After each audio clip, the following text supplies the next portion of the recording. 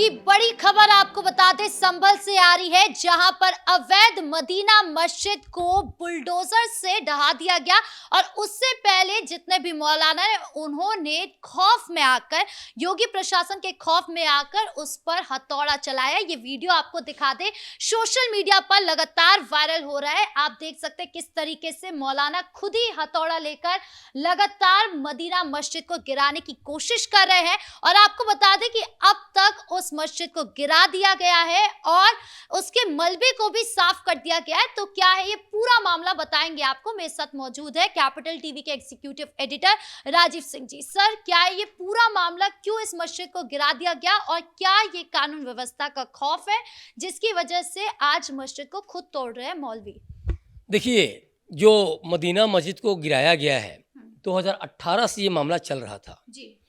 और अब जाके 25 सितंबर को, आप 19 सितंबर को माफ़ कीजिएगा, अभी आदेश दिया गया बेदखली का।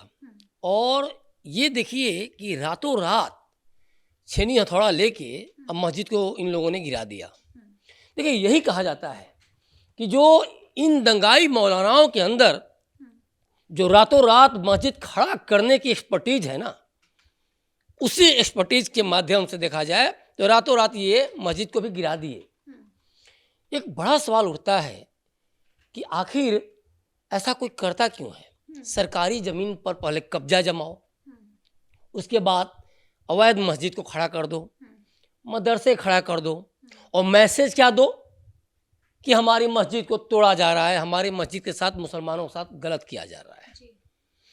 इसमें 9 लाख का लगभग 9 लाख का जुर्माना भी हुआ है।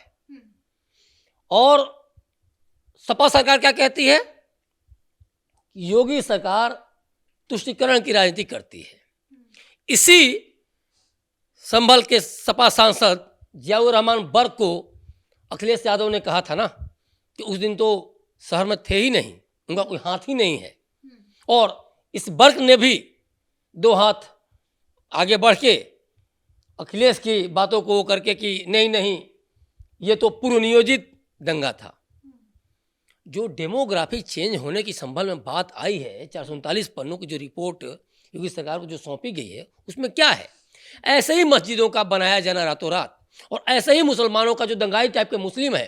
भाई, मस्जिद कौन बना रहा है? जब मस्जिद अवैध है तो उसको बनाने वाले सोचिए कितने वैध हो सकते हैं। वो भी अवैध दंगाई है। दाऊद इब्राहिम टाइप के लोगों के सपोर्टर हैं, ऐसी सोच के सपोर्ट करने वाले लोग हैं। हम और आप तो कभी मंदिर या मस्जिद अगर अवैध उस पर सरकारी ज़मीन पे तो नहीं बना सकते। तो ऐसे ही चंद लोगों को लाकर पहले मस्जिद बनाई जाती है, उसके बाद जब सरकार कार्रवाई करती है तो उसको हिंदू मुस्लिम से जोड़ दिया जाता है। जो अमन चैन पसंद मुस्लिम हैं उनको भी इसमें घसीटा जाता है, जो हिंदू हैं उनको भी घसीटा जाता है, और फिर हिंदू मुस्लिम राइट करवा दी जाती है संभल जैसे जगहों पे। सर, ये जो मदीना मस्जिद है, इसको लेकर कहा जा रहा है कि प्रशासन खुद 4 जनवरी यानी आज की डेट को इसे तोड़ने वाली थी, लेकिन फिर इससे पहले ऐसा क्या हो गया कि 3 जनवरी को ही रातों रात हथौड़ा चलना शुरू हो गया? देखिए, हथौड़ा ही नहीं चला है। अब सोचिए, मैं ये जो कह रहा हूँ एक्सपर्टीज की जो मैंने बात की, इसीलिए देखिए पूरा वहाँ कुछ भी नहीं, वो जो खाना वगैरह सब खत्म, तनिक भी मलबा नहीं, एकदम सपाट जमीन।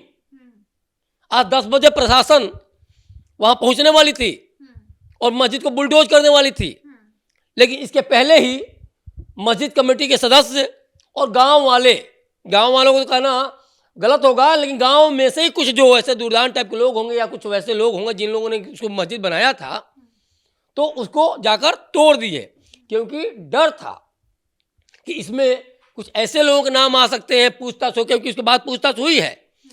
बात करने को मीडिया ने भी कोशिश की है, लेकिन सब हाथ जोड़ करके मना कर दे, नहीं भैया मेरा मुंह मत खुलवाओ। तो सबसे बड़ी बात क्या है, जब प्रशासन जाता, पूछताछ होती, धरपकड़ होती, गिरफ्तारी होती, तो महंगा पड़ता। मस्जिद के पीछे कौन से ऐसे राज छुपे हुए थे जिसकी वजह से इतना खौफ था कि रातों रात उनको हथौड़ा चलाना पड़ गया? देखिए, राज तो अखिलेश यादव हैं, क्योंकि 2003 से 7 का जो शासन है मुलायम सिंह यादव का था, इनके पिताजी का, और 5 में मस्जिद बनी थी।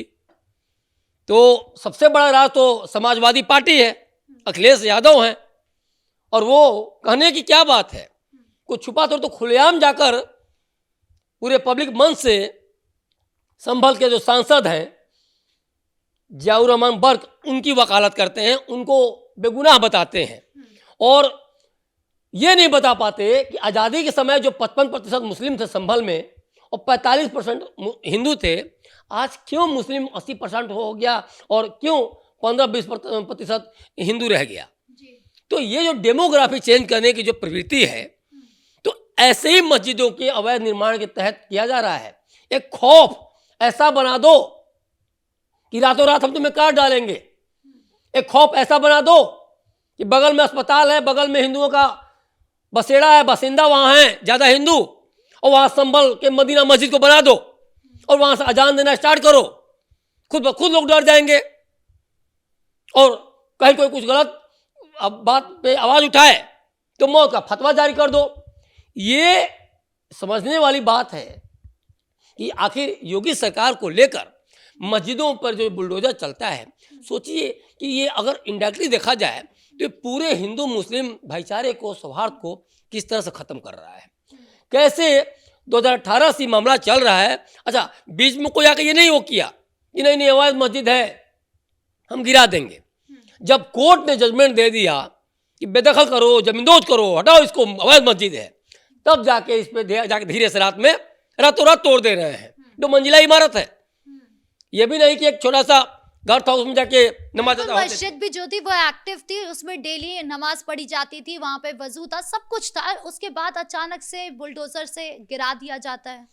वही देखिए, वही बड़ी बात है, इसमें सोचने वाली बात है। कैसे, अगर आप बहुत गंभीरता सोचें तो कैसे किसी राज्य का एक जनाधार को, एक तरह कहा जाए लोगों के बीच जो प्रेम है, भाईचारा, कैसे खत्म किया जाता है। हिंदू मुस्लिम वोटों के तहत इसकी बलि चढ़ा दी जाती है। आप 2018 में सुनवा, अब फिर कोर्ट में भी मामला चल रहा है। क्यों चल रहा है कोर्ट मामला? आपने जब बनाया तो आपको नहीं पता था सरकारी जमीन है, कोई पहली बात मुद्दा उठा था क्या? और जब मुलायम सिंह की सरकार में नहीं उठा, जब योगी सरकार ने इस पर 17 में, जब योगी सरकार आती है 18 में संज्ञान सब कुछ होने लगता है, तो आप क्यों गए कोर्ट? मामला क्यों कोर्ट में चला? कोर्ट का भी समय बर्बाद किया। जब सुनवाई हुई, जनता के बीच में भी, मुस्लिम जनता के बीच में भी, हिंदू जनता के बीच में भी एक मैसेज गलत गया कि आखिर क्यों मस्जिद को लेकर ऐसा हो रहा है, क्यों सुनवाई हो रही, क्या गलत है, कौन सही है। तो इससे क्या होता है कि आपसी जो मनमुटाव है वो बढ़ता जाता है। एक आम पब्लिक को क्या पता है, चाहे हिंदू हो या मुसलमान, कि भाई मस्जिद अवैध बनी है कि नहीं। उनको तो ये लगा कि मस्जिद को ही अवैध कर रहे हैं, हमारी मस्जिद, क्योंकि जन भावना से कहने की जुड़ी है। अगर आप वहाँ नमाज अदा करते हैं, आप वहाँ इबादत करते हैं, तो आपके दिल पर ठोस पहुँचेगा। लेकिन आपको थोड़ी पता है कि वो सरकारी ज़मीन पर बनी हुई अवैध मस्जिद है। जब ये तो मामला अदालत से आया, डिसीजन आया, इसके बावजूद भी देखिए बहुत लोग इसको कहीं ना कहीं तकलीफ में रहते हैं। और इसके पीछे दोषी कौन है? अखिलेश यादव जैसे नेता, जियाउर रहमान बर्क जैसे सपा सांसद, और यही लोग सुलगाते रहते हैं पूरे मामले को। और इसमें सबसे बड़ी बात क्या है, जो आज जो घुसपैठियों से लेकर तमाम तरह की जो बातें हो रही हैं, जिसको कहीं ना कहीं मुस्लिम एंगल से जोड़ दिया जा रहा है, जैसे अवैध मस्जिद को जोड़ा जा रहा है, यही सबसे खतरनाक बात है। और इसमें एक चीज़ सोचने वाली बात है कि अब जनता को भी इस तरीके से सोचना चाहिए कि आखिर कौन हिंदू मुस्लिम राजनीति कर रहा है, कौन मुस्लिमों के बच्चों के शिक्षा, स्वास्थ्य, रोजगार की राजनीति से उनको दूर रख रहा है, कौन बीजेपी का, योगी आदित्यनाथ का खौफ दिखा करके और ऐसे अवैध मस्जिद का निर्माण कर रहा है। जब फिर टूट रहा है सरकार के आदेश पे, तो फिर ये सीधे सीधे योगी सरकार घेर रहे हैं। क्योंकि 2017 में जो अखिलेश यादव को भगाया गया, 2022 में भगाया गया, तो अखिलेश यादव को डर है कि 2027 में भी ना भगा दिया जाए। तो 2027 वाली राजनीति हो रही है अब। सर, ये योगी आदित्यनाथ का खौफ ही तो है जिसकी वजह से ये बुलडोजर हम देख रहे हैं या फिर हथौड़ा देख रहे हैं कि लगातार चल रहा है। ये एक मस्जिद की बात नहीं है, इससे पहले भी हमने कई सारे मस्जिदों को देखा है कि किस तरीके से उस पर हथौड़ा चला है, रातों रात उसे गायब कर दिया गया है, इसी वजह से कि कल को प्रशासन हम पर कोई एक्शन न ले ले, कहीं हमें भी तौकीर की तरह जेल के अंदर न बंद कर दे। देखिए, खौफ अगर अमन चैन कायम करने की तरफ बढ़े, खौफ अगर हिंदू मुस्लिमों के बीच में बंटवारा न करे, तो ये खौफ अच्छा है। योगी सरकार का अगर खौफ है और उस खौफ के चलते बिना किसी खर्च के, बिना बुलडोजर के, बिना किसी बवाल के खुद ही रात में आकर ग्रामीण हो या फिर मस्जिद कमेटी के सदस्य हो तोड़ दे रहे हैं, तो अब इससे अच्छा क्या हो सकता है। अब तो इनको चाहिए उत्तर प्रदेश में घूम घूम के जो दंगाई मुस्लिम हैं उनसे पूछे कि और कहाँ कहाँ मस्जिद बनाया रे, और इसके बाद जाकर घूम घूम के हथौड़ी छेनी लेके दौड़े और तोड़े। इससे क्या होगा, एक मैसेज भी जाएगा। ठीक है, वो दंगाई बनाया, दंगाई ही तोड़ेंगे, मुझे पता है इस चीज़ को लेके यही होगा, लेकिन एक मैसेज हो जाएगा कि भाई मुस्लिमों ने खुद ही आगे आकर मस्जिद को तोड़ दिया, जो अवैध मस्जिद बनेगी। तो इससे क्या होगा, जनता के बीच में गलत मैसेज नहीं जाएगा, पहली बात। दूसरी बात, शासन के खर्चे बच जाएंगे। तीसरी बात, जो एक भीड़ जुड़ती है, बवाल होता है, एक मैसेज गलत जाता है। कोई भी नेता, अखिलेश यादव टाइप के नेता या बर्क टाइप के नेता इसको राजनीतिक मोहरा नहीं बना पाएंगे, क्योंकि मस्जिद को मुस्लिम तोड़ेगा तो एक अलग मैसेज जाएगा, और जब प्रशासन तोड़ेगा तो क्या होगा, अखिलेश यादव इसको हिंदू से जोड़ देंगे। योगी आदित्यनाथ हिंदुवाद की लहर के तहत इस मस्जिद को तोड़वा दिए। तो ये बहुत जरूरी है कि ये छेनी हथौड़ी ले और पूरे उत्तर प्रदेश में और संभवतः पूरे भारतवर्ष में जहाँ जहाँ अवैध मस्जिद बनी है, मदरसे अवैध बने हैं, उनको ले लेके तोड़े, रात में ही तोड़ दे, सुबह वहाँ बच्चे फील्ड बन जाएगा तो खेलते भी नजर आएंगे, मैसेज भी गलत नहीं जाएगा। तो देखिए, अगर खौफ योगी आदित्यनाथ सरकार की है तो ये खौफ पूरे भारत में होना चाहिए, सिर्फ उत्तर प्रदेश में नहीं।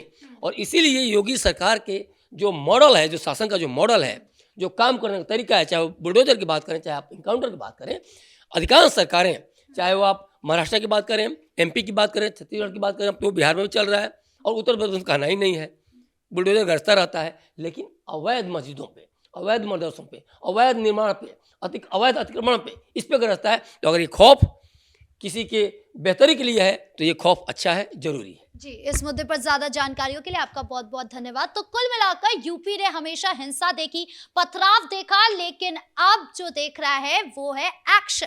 लगातार हम देख रहे हैं कि मदीना मस्जिद हो चाहे कोई और अवैध मस्जिद हो, उस पर लगातार मौलाना मौलवी खुद ही एक्शन ले रहे हैं, उसको रातों रात ध्वस्त कर रहे हैं। और ये उसी का एक जीता जागता उदाहरण है कि कानून व्यवस्था दुरुस्त हो चुकी है। ब्रेकिंग न्यूज पर इतना ही। कैमरा पर्सन राजकुमार के साथ मैं राधिका राज।